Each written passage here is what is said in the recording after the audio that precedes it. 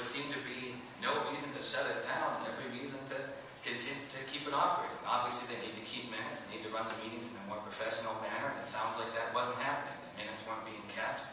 You know, maybe an agenda wasn't being followed closely, but with new people on there, some of those people had meeting experience, had parliamentary experience. I think things will be running a lot better than they have in the last couple of years, and I think we close it down, we send the wrong message, we let commissions become political footballs. And so I would strongly recommend that you continue the Human Rights Commission and also consider having a youth representative on the commission itself.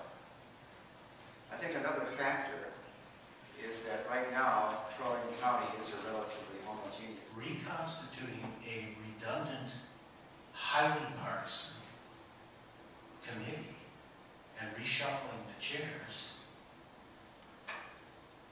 is not the solution. We have a state commission of human rights, we have a police department, we have a sheriff's department, and we have a population immersed in diversity. Anyone who's gone to school for the last 40 years has been bathed in diversity and multiculturalism on a continual basis. I'm also saddened that this issue has become a partisan issue. It's not a partisan issue. It's not a Democrat-Republican issue. It's an issue that deals with respect, dignity, diversity, and tolerance of all of our people. Since when has it been one party's platform of dignity, respect, tolerance, diversity, or any of the other things that human rights apply to? This is an all-American issue. This is an all-people's rights issue. And it needs to be treated as such. We need to think bigger than the color of our skin.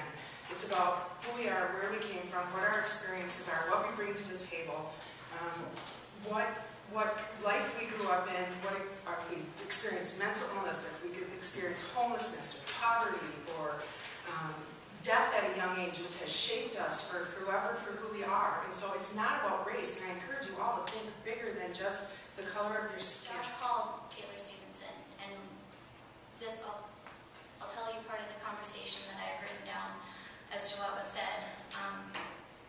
Tay said, "Who are you referring to? I don't know who, but," and Josh says, "making a phone call to make a death threat."